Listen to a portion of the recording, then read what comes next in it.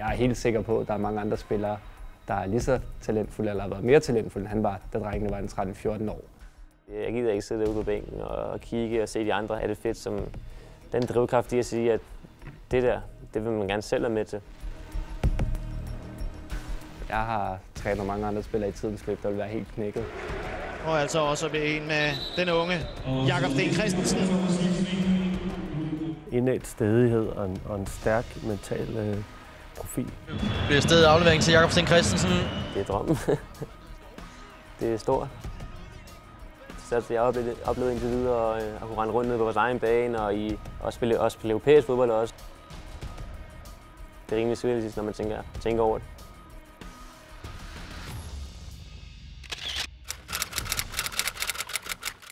Så allerførste træning, det var en akademitræning eller sådan noget, man kaldte det dengang. Specifik træning. Og så var jeg der, og så ved træning, så fik jeg tøjet, altså træningstøjet, og så nummer 7. Og så, det kan du stadig huske. Ja, og så var jeg sgu en farvespiller. Og allerede på daværende tidspunkt havde han jo en fantastisk løbekapacitet og også en udmærket teknik. Jeg havde rigtig godt første år med nogle gode holdkammerater og nogle gode trænere, der hjalp mig til at komme ind i klubben. Og så blev jeg så 13-spiller, og det gik lidt ned ad bakke faktisk individuelt for mig der. Og så kom jeg så til... Hvordan? Det gik ned ad bakke, fordi jeg troede, jeg blev lidt en luksusspiller. Jeg vidste ikke helt, hvad der skulle til for at udvikle mig, og jeg troede lidt, måske jeg kunne det hele. På daværende tidspunkt, man kunne godt se, at han var en dygtig spiller, men han lavede mange lette fejl.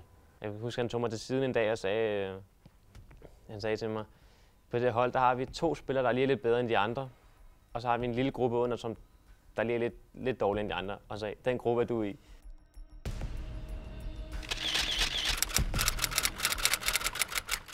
Så var vi til en turnering i Italien, nede i Rom.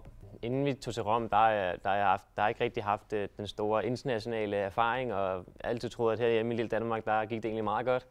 Vi er bagud 7-0 i pausen. Jeg tror, vi spiller 2 gange 30 minutter en gang. Bagud 7-0 i pausen, og jeg tænkte, hvad fanden sker der, ikke?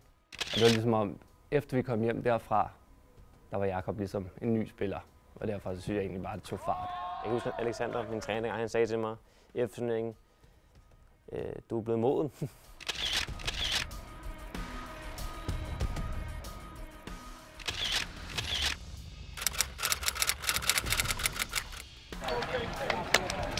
Vi mødte Benfica i første kamp, og så spillede vi 0-0. Men det var helt klart Right Dream, der havde overtaget og skabt flest chancer. Og det er et højt niveau, de spiller på derinde. Der er Right Dream. Der har de jo en midtbane med 3 spillere, som er rigtig, rigtig gode. Så jeg tager Jakob til side og siger, prøv her, du er ikke dygtig nok til at starte ind. Så du spiller højre bakke i den her turnering, fordi det er der, hvor der er plads til dig lige nu. Kom on, Den besked at få, at de er bedre end mig, altså jeg fik jo også at vide, at senere der ville det jo være mine holdkammerater, dem jeg skal kæmpe med om pladserne. Det viser jo også bare, at jeg må give noget ekstra. Og jeg tror, jeg siger til mig selv, eller kigger på folket, eller på holdet og siger, det der, det vil jeg gerne være en del af. Jeg gider ikke sidde derude på bænken og kigge og se de andre have det fedt som den drivkraft i at sige, at det der, det vil man gerne selv være med til. Jeg har trænet mange andre spillere i tidens løb, der vil være helt knækket. Jeg synes, jeg har lært nogle andre ting, end hvad jeg kunne lære i Danmark. At spille med Right Dream og møde nogle af de bedste hold i Europa. Altså, se nogle ting, som de kunne, nogle idéer, de havde, nogle kompetencer, de havde, og kunne matche sig selv på det niveau. Så det synes jeg også siger noget om, at det tager han bare opgaven på sig og ligesom udfører den efter bedste evne. Og han løste den fint. Så det var ligesom, kan man sige, der var Italiens turnering, hvor han fik det første sådan øjenåbner, og så var der så Marvel-stævnet her med Right to Dream, hvor det var ligesom, okay, kan man være så god? Det har været sjovt, fordi jeg har ikke rigtig mødt rigtig afrikanere og nogen fra Afrika før, og slet ikke, og ikke nogen fra udlandet rigtig sådan der, som man har kunne sige er ens venner eller snakke med før. Så jeg har lært en helt anden kultur, og hvordan folk er så forskellige som personer.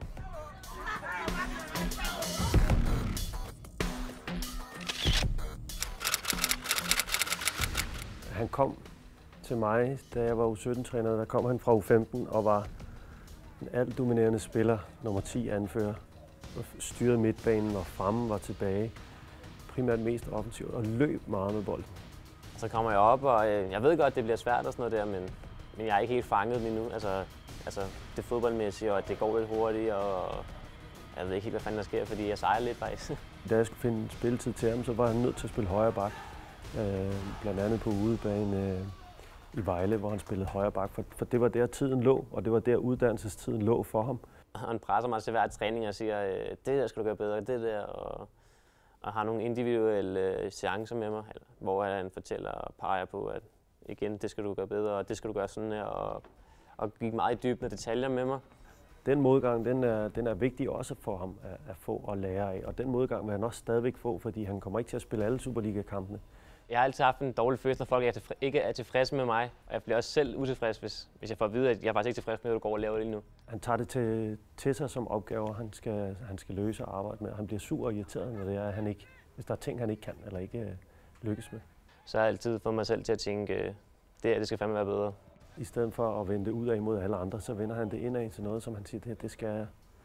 Så på den måde har han en indædt stædighed og en stærk mental profil. Det seneste år har jeg fået at vide, at når de ser mig spille på banen, altså for andre folk, så har de altid sagt, at kæft, han er rolig, ham drengen, og det tror jeg også noget, jeg får med fra mine forældre, at de tænker, at du skal nok klare den. Han er en af de der drenge, der bare spiller fodbold uden at tænke for meget over det, men bare rigtig godt kan lide det, men samtidig så kan han også godt reflektere sig, når han laver nogle fejl.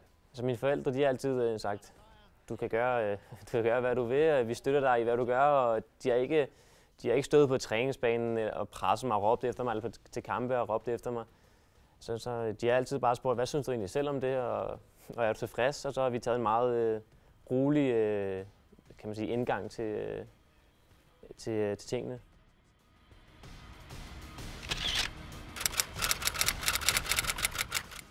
Det gik rigtig stærkt for ham. Inden for samme år, der spillede han både U17 og Superliga. Så på den måde er det gået rigtig stærkt for ham.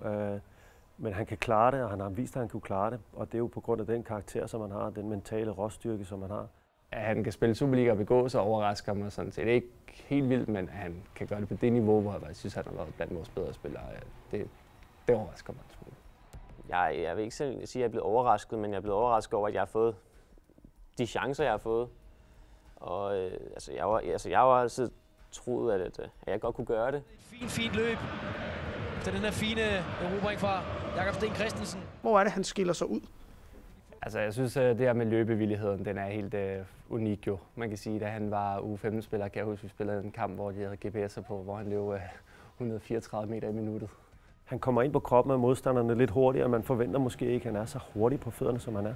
Hans orienteringsevne, som er blevet væsentligt bedre, fordi det tog noget tid for ham helt at få knækket den der med, hvor meget han skal orientere sig og kigge sig over skulderen. Hvis der er folk her på stadion og ser ham spille, så vil de lægge mærke til, at hans hoved det hele tiden bevæger sig over skulderen, så han ved, hvad der er i nærheden af ham. Og hans gode teknik, han har fremragende teknik.